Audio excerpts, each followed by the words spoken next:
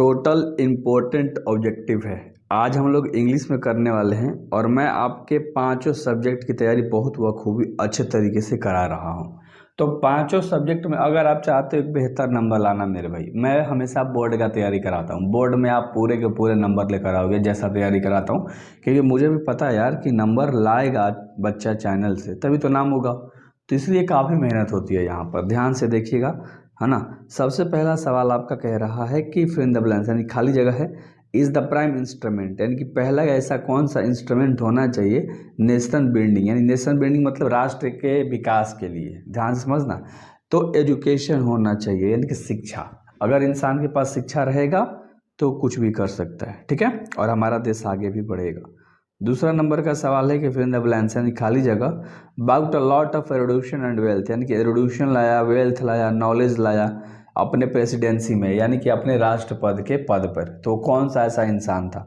तो डॉक्टर राधा कृष्णन थे। अच्छे से याद रख लेना, तीन चीज़ एरुडिशन, वेल्थ और नॉलेज लेकर आए थे। तो डी नंबर का ऑप्शन आपका सही हो जाएगा। तो 2 नंबर का डी नंबर का ऑप्शन सही है। अगला जो सवाल है, doctor Zakir Hussain feel great obliged with the peoples यानी कि जो डॉक्टर जाकिर हुसैन थे वो कहाँ के लोगों के प्रति महसूस कर रहे थे ग्रेट ऑब्लिड यानी कि एक महान, है ना, आदमी के रूप में। तो इंडिया के, ठीक है, अच्छे से याद रख लेना, इंडिया के, ठीक है, ग्रेट ऑब्लिड टू बी, है ना, इंडियंस। बहुत बढ़िया। अगला जो सवाल है, doctor Zakir Hussain became the president of India's, हमारे भारत के वो राष्ट्रपति कब बने थे? डॉक्टर जाकिर हुसैन। प्रेसिडेंट कह रहा है, बिकम मतलब होता है होना या बनना, कहाँ के? भारत के। तो वे बने थे, कब बने थे? और 1967 में। सी नंबर का ऑप्शन सही है। तो डॉक्टर जाकिर हुसैन हमारे भारत के प्रेसिडेंट बने थे, राष्ट्रपति बने थे 1967 में। उम्मीद करता हूँ कि ये अच्छे से याद हो गया होगा। सारे वीवीआई सवाल है, ये बात अपने दिमाग में रखिएगा। मैं जो भी कराने वाला हूँ आगे सब वीवीआई कराने वाला हूँ। तो अगर आप वीडियो देख रहे हो तो ज़रूर आपको सब्सक्राइब करना है। अपना एम के चैनल आपके लिए बेस्ट है, पांचों सब्जेक्ट की तैयारी कराई जाती है। Doctor Zakir Hussain enter the office यानी डॉक्टर जाकिर हुसैन ऑफिस में प्रवेश करते हैं इन स्पिरिट ऑफ ह्यूमिलिटी यानी कि बिल्कुल मतलब एक अच्छे विचार से। हाँ, तो प्रेफुल यानी कि बिल्कुल प्रार्थना पूर्वक अपने ऑफिस में घुसते हैं जब वो राष्ट्रपति बनते हैं। कौन? डॉक्टर जाकिर हुसैन। अच्छे से याद रखिएगा, प्रेफुल, ठीक है। अगला सवाल है 6 नंबर का, पैरम्स गो रोल ऑनिंग यानी कि यहाँ पर रोलिंग हो जाएगा। पैरम्स मतलब क्या होता है लाडलो? पैरम्स जो दिख रहा है और बच्चों वाली गाड़ी होती है, जो पहिया वाला गाड़ी नहीं बच्चे चलाते हैं, हाँ, तो होती है। अगला सवाल है, the leaves are falling fast, क्योंकि पत्ते तेजी से गिर रहे थे। फास्ट माने तेजी से, द लीव्स आर फॉलिंग यानी पत्ते गिर रहे थे, फास्ट यहाँ पर आ जाएगा फास्ट यानी पत्ते तेजी से गिर रहे थे, ठीक है। कहाँ से? From the trees in autumn यानी ऑटम के सीजन में पेड़ से। बहुत बढ़िया, अच्छे से आपको याद हो गया होगा। अगला सवाल हम लोग करेंगे जो कि बहुत इंटरेस्टेड है, बहुत इंपॉर्टेंट है। द विस्पेरिंग नेबर्स यानी कि कह रहा है कि कानाफूसी करने वाले पड़ोसी का मतलब क्या होगा, है ना। आपको भी पता है कि विस्पेरिंग नेबर मतलब होता है कि जो कानाफूसी करने वाले पड़ोसी होते हैं हमारे घर के अगल बगल, तो उनका मतलब क्या होगा? तो उनका मतलब होगा मैसेज ऑफ डेथ यानी कि एक मृत्यु का संदेश देने वाले वाहक, ठीक है। तो ये चैप्टर के अकॉर्डिंग है, आप अच्छे से करना और 2-2 बार बोलो, 3-3 बार बोलो, क्योंकि इतना बार बोलोगे तो आपको बहुत बेहतर तरीके से याद होगा। हु इज़ डम्ब, डम्ब मतलब होता है यार गूंगा। हु इज़ डम्ब यानी कि गूंगा कौन है इन द पोयम यानी कि पोयम के अंदर। पोयम क्या है? Now the leaves are falling fast. तो now the leaves are falling fast यानी पत्ते तेजी से गिर रहे हैं। इस चैप्टर के अंदर गूंगा कौन है? तो नाइटिंगेल है यानी कि बुलबुल है। अच्छे से याद रखना, बी नंबर का ऑप्शन बिल्कुल आपका सही होगा, ठीक है। Now the leaves are falling fast chapter के अंदर में गूंगा कौन है? नाइटिंगेल है यानी कि बुलबुल गूंगी है, ठीक ना। अगला सवाल ध्यान से सुनना, white a waterfall called bless the यानी कि जो उजला झरना गिर रहा था पहाड़ से, वो ब्लेस कर रहा था यानी कि आशीर्वाद दे रहा था। ब्लेस में आशीर्वाद होता है, ट्रैवलर को दे रहा है यानी यात्री लोगों को क्या कर रहा है? आशीर्वाद दे रहा है। यानी जो भी आदि यात्री लोग वहाँ से गुजर रहे हैं तो लोगों को शांति मिल रहा है, थकान मिट जा रहा है उस उजर झरना को गिरते हुए देखकर। क्योंकि आप जब अच्छा अच्छा दृश्य देखते हो ना नेचर में, हमारे प्राकृतिक के अंदर, तो आपको बहुत अच्छा फील होता है। Bertrand Russell was philosopher and, Bertrand Russell philosopher तो थे मेरे भाई, लेकिन उसके साथ साथ एक क्या थे? एक मैथमेटिशियन थे। यानी सी नंबर का ऑप्शन आपका बिल्कुल सही हो जाएगा। सी नंबर का ऑप्शन आपका बिल्कुल सही होगा। अगला 12 नंबर का सवाल है, the invention of was more important than domestication. Simple भाषा है, कह रहा है कि खोज किया गया था। डोमेस्टिकेशन मतलब होता है कि वो जानवर, देखो डोमेस्टिकेशन एनिमल मतलब होता है कि लोग पहले बहुत पुराने जो आप कहते हैं आदिवासी, आदि मानव पहले हुआ करते थे, है ना, आधा बंदर आधा इंसान। तो वे लोग पहले जानवर को पालने से पहले उन लोगों ने किसकी मतलब खोज की थी, इन्वेंशन किया था फायर का यानी आग का। बहुत इंपॉर्टेंट, ठीक है, याद रख लेना। ठीक है, चलो उसके बाद जानवर पालना स्टार्ट किया था। अगला सवाल है सिविलाइजेशन टॉट अस, यानी सभ्यता हमें क्या सिखाया है। हमारी जो सभ्यता है हमें क्या सिखाया, to be more friendly toward other, एक दूसरे के प्रति दोस्त की तरह रहना चाहिए, दोस्तीपन होना चाहिए हमें एक दूसरे के प्रति, हर एक इंसान के प्रति एक दूसरे के अंदर। ठीक, अगला ध्यान से देखो, was also commentator on large variety of topics, यानी विभिन्न विषयों पर टिप्पणी कार करते थे। यानी कोई भी विवाद होता, कोई भी बात होता तो उस पर बात छेड़ दिया करते थे। उनका नाम क्या था, तो उनका नाम क्या है, लाडलो बर्ट्रैंड रसल। बी नंबर का ऑप्शन सही है, क्योंकि इन्हें अच्छा लगता था ना अलग अलग टॉपिक पे बात करना, कैसी समस्या है उन सभी के ऊपर। अगला 15 नंबर सवाल है कि in the last stop was never taken, यानी मैं आखिरी पड़ाव कभी नहीं लिया गया। तो आखिरी पड़ाव में कभी नहीं लिया गया, ये चाइना का स्टेटमेंट है। सी नंबर का ऑप्शन अच्छे से याद रख लेना। अगला सवाल देख लो, जो 16 नंबर का सवाल है, थोड़ा सा आपको लेंदी लगेगा बट ध्यान से सुनिएगा।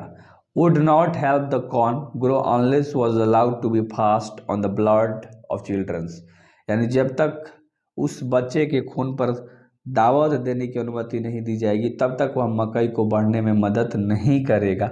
ये स्टेटमेंट कौन से चैप्टर में बात करी गई है आप ध्यान से सोचो, लेकिन ये मोलॉज के लिए इस्तेमाल किया गया था, है ना, मोलॉज व्यक्ति के लिए। बहुत बढ़िया, चलो अगला सवाल नहीं भी याद करोगे कोई दिक्कत नहीं है, तो सवाल मिस कर सकते हो, लेकिन आपको याद हो गया होगा, इतना लंबा वो क्वेश्चन ही था। अगला, how free is the press is written by, how free is the press जो आपका चैप्टर है लाडलो, इसे किसने लिखा है, तो द्रोथली ले शायर ने। एल का मतलब क्या है, पूरा नाम लिख लो, ले शायर, LEIGH, एल का मतलब, तो द्रोथली एल शायर है। यहाँ पर देखोगे तो एक लेडीज थी जिसने how the free is the press को लिखा था, जो आपका 8th चैप्टर है पोएट्री के अंदर। अगला, Dorothy L Sayers has written the lesson how free is the press. देखो उसी क्वेश्चन को घुमा दिया, पहले चैप्टर ले राइटर पूछा, अब राइटर से चैप्टर पूछ दिया। अगला 19 नंबर सवाल है कि सेंसरशिप इम्पोज ड्यूरिंग, यानी सेंसरशिप लगाई जाती है, कब लगाई जाती है लाडलो, तो ये लगाई जाती है इमरजेंसी के दौरान। सी नंबर का ऑप्शन सही है, इमरजेंसी के दौरान सेंसरशिप लगा दिया जाता है। अच्छे से बस इतना याद रख लेना, ठीक ना, याद हो गया होगा। अगला सवाल ध्यान से देखो, फिर द ब्लैंक्स खाली जगह है यहाँ पर। आर केयरफुल इम्पोज ड्यूरिंग, यानी सावधानी हमें बरतनी चाहिए, ये सलाह कौन देता है। सावधानी बरतने के लिए ये सलाह तो दिया जाता है किसी के द्वारा, यानी कि अगर मान लो मैं आपको बोलूँ कि सावधानी आप बरतना, तो किससे आप डर के रहोगे, खुद को सावधान करोगे, तो पॉलिटिशियन से। इतना याद रखना, कौन ने बात कहा वो भूल जाओ, जो क्वेश्चन पूछ रहा है उस पर ध्यान दो। तो हमें ना पॉलिटिशियन यानी ये नेताओं से बच के रहना चाहिए, राजनीतिक नेताओं से। अगला सवाल है कि the fill the blanks is not the master but servant of the peoples, वह जनता का स्वामी नहीं है बल्कि सेवक है। ये बात स्टेट के लोग कहते हैं, और स्टेट का जो भाई साहब पॉलिटिशियन है तो खुद मालिक नहीं है, वो जनता का नौकर है। हमारे राज्य में जो भी एक पद पे है, मुख्यमंत्री हो, राज्यपाल हो, शिक्षा मंत्री हो, कोई भी हो, है ना। The teacher made complain again the CB to his, जो टीचर था वो CB के खिलाफ कंप्लेन करता है, किससे, मदर से, क्योंकि घर पे जब आता है तो मम्मी होती है, पापा नहीं होते हैं, इसलिए बी नंबर का ऑप्शन सही है। जब टीचर घर पे कंप्लेन करने आता है तो मदर से कंप्लेन करके चला जाता है। द आर्टिस्ट इज अ, जो आपका आर्टिस्ट चैप्टर है, एक शॉर्ट स्टोरी है। ए नंबर का ऑप्शन अच्छे से याद रखना, ए नंबर का ऑप्शन बहुत बढ़िया है, ठीक है, चलो बहुत बढ़िया है, मतलब सही है यार, ठीक ना, जरूर। अगला, who has written the story, the artist. अब द आर्टिस्ट है जो आपका चैप्टर है, उसके लेखक एस नोया। एस नोया मतलब कि सिग्गा नोया, पूरा नाम याद रखा करो, सिग्गा नोया बोल दे रहा हूँ, ठीक है। और अगला चैप्टर देख लो, यहाँ दे दिया है एस नोया यानी सिग्गा नोया, सिग नोया सीगा होगा, ये छूट गया है, तो सिग्गा नोया का बोर्न पूछ रहा है, यानी कि जन्म पूछ रहा है, ध्यान से लाड लो। तो कब, 1883, सी नंबर का ऑप्शन सही है। सिग्गा नोया 1883 जन्म, और सिग्गा नोया का जो मृत्यु है ये बहुत इंपॉर्टेंट सवाल है, इसे लिया है 1971। क्लियर है, 1971 में मृत्यु हो गया था। और अगला सवाल, Martin Luther King Junior was born, यानी मार्टिन लूथर किंग जूनियर का जन्म हुआ था 1929 में। बी नंबर का ऑप्शन सही है, 1929 में। एंड अगला जो सवाल है 28 नंबर का, I have a dream is written by, I have a dream को किसने लिखा है? तो मार्टिन लूथर किंग जूनियर ने लिखा है। सी नंबर का ऑप्शन सही है। मज़ा आ गया होगा आज के इस लेक्चर में, उम्मीद करता हूँ जरूर सब्सक्राइब करके ही जाओगे। अगर नहीं करने का मैंने सब्सक्राइब, चैनल के अंदर जाओ, चेक करो, है ना। Is weltering the heart injust and operation, यानी अन्याय और अत्याचार का हृदय प्रज्वलित कर रहा है ना। ध्यान से क्वेश्चन सुन लो। तो मिसिसिपी एक जगह नामक है, वहाँ पर अन्याय अत्याचार बहुत ज़्यादा है। अमेरिका के अंदर एक मिसिसिपी जगह है, तो वहाँ की बात हो रही है। ठीक है, हृदय को छलनी छलनी कर दे रहा है। काले गोरे लोगों में भी अंतर वहाँ किया जाता है इस तरह। Martin Luther King junior was youngest person, मतलब कि एक जवान इंसान थे, टू रिसीव इन 1964। तो 1964 के अंदर उन्होंने क्या प्राप्त किया था? Nobel prize. मार्टिन लूथर एक के यंगेस्ट पीपुल थे, जवान इंसान थे, और उन्होंने नोबेल प्राइज अचीव कर लिया था 1964 में। सी नंबर का ऑप्शन बहुत बढ़िया है, मतलब सही है, याद रखना। ठीक है, अगला, इमेंसिपेशन प्रोक्लेशन गेव द नेग्रोस, यानी बस इतना, ये वर्ड जो है ना, इसने नेग्रोज लोगों को क्या दिया? बस इतना याद रख लो, लाड लो। फ्रीडम फॉर स्लेवरी, यानी कि गुलामी से भाई साहब ना आज़ादी दिलाई थी। बी नंबर का ऑप्शन सही है। और ये थोड़ा सा वर्ड याद रख लेना, क्या है? इमेंसिपेशन प्रोक्लेमिनेशन। अच्छे से याद रहेगा ना। चलो, तो बेहतर से आप सब्सक्राइब करके जाना, उम्मीद है करोगे।